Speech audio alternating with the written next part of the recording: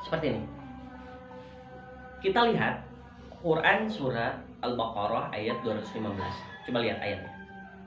Ya. A'udzubillahi minasyaitonirrajim. Yas'alunaka madza yunfikun. Mereka bertanya kepada baginda kita Nabi Muhammad SAW.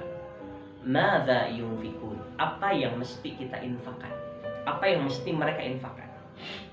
Berarti pertanyaan mereka ketika Rasulullah menjawab, ini pun menjadi pesan untuk kita. Pesan apa? Pesannya adalah tentang infak. Nah, yang perlu kita pahami di sini adalah kadang-kadang infak itu harus bernilai uang. Infak itu harus bernilai aset. Infak itu harus bernilai yang namanya memberikan keuntungan kepada orang lain. Sedangkan maksud infak sebenarnya adalah ada beberapa hal yang mesti kita pahami. Infak di sini, satu, kita harus bisa memilih mana di antara kita yang paling kuat. Mau infak ilmu, satu. Yang kedua, mau infak harta. Yang ketiga, mau infak tenaga. Yang keempat, mau infak pikiran. Artinya ide. Berarti secara tidak langsung kita bisa memilih. Mau infak harta, kalau kita punya lebih harta, ya silahkan kita keluarkan infaknya. Kalau kita mempunyai sesuatu hal yang lebih, infak ilmu, berarti ilmu yang kita miliki, infakkan. Mau infak yang namanya jasa, tenaga kita. Misalkan kita punya ilmu tidak, kemudian harta nggak punya, ya sudah. Kita mau berkhidmah, kita mau berinfaknya adalah dengan tenaga kita. Atau berinfak ide, mengusulkan gagasan apapun itu. Karena apa? Perencanaan yang terjadi kita harus direncanakan. Nah, kemudian di sini disebutkan Allah, "Qul ma anfaqtum", katakanlah oleh engkau Muhammad. Ini dalam Al-Qur'an ya. Katakanlah, kata Allah kepada Nabi Muhammad, katakan oleh engkau Muhammad, "Ma anfaqtum min khairin", berikanlah infak terbaik. Jadi kalimatnya adalah berinfak itu harus yang terbaik, bukan yang sisa, bukan yang bekas.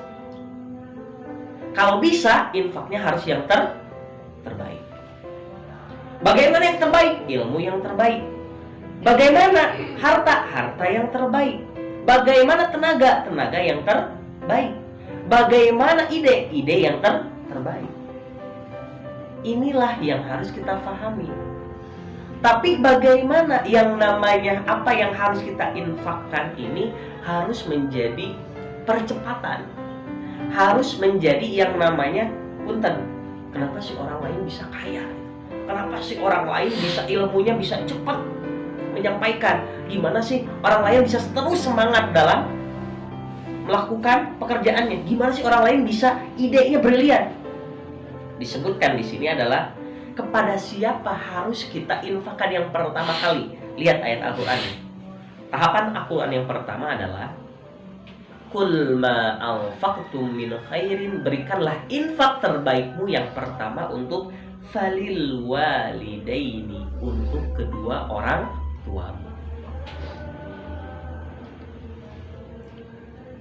Jadi kewajiban kita selaku masih punya orang tua ataupun orang tua tidak ada, maka niatkan apa yang harus kita infakkan untuk orang tua kita. Kalau masih ada, berikan terbaik. Minimal orang tua itu, misalkan Inung sumber pesan, aku sumber pesan adalah yang namanya infak itu bukan selalu memberi, tetapi minimal kita datang meminta doa restu, minimal kita datang meminta berkah dari kedua orang tua kita. Itulah yang disebut dengan kebaikan dan bakti kita kepada kedua orang tua kita. Dan Inung dan aku selalu berpesan adalah minimal kasih pesan. Yang menjadi pertanyaan, Kalian nyantri di sini berapa kali ngasih pesan kepada orang tua minta doa restu? Kenapa Baba datang ke sini tiap minggu? Nah, hakikatnya Baba ingin mendapatkan berkah dari kedua orang tua. Bukan masalah lihat yang namanya ongkos dari Bandung ke sini berapa, bukan. Tetapi kalimatnya adalah selain yang namanya harus mengurusi pesantren, tetapi sumber berkah Baba ada di sini. Makanya berkahnya apa? Haji sudah, keluar negeri sudah, bahkan lebihnya door prize-nya, bukan hanya ke Mesir saja.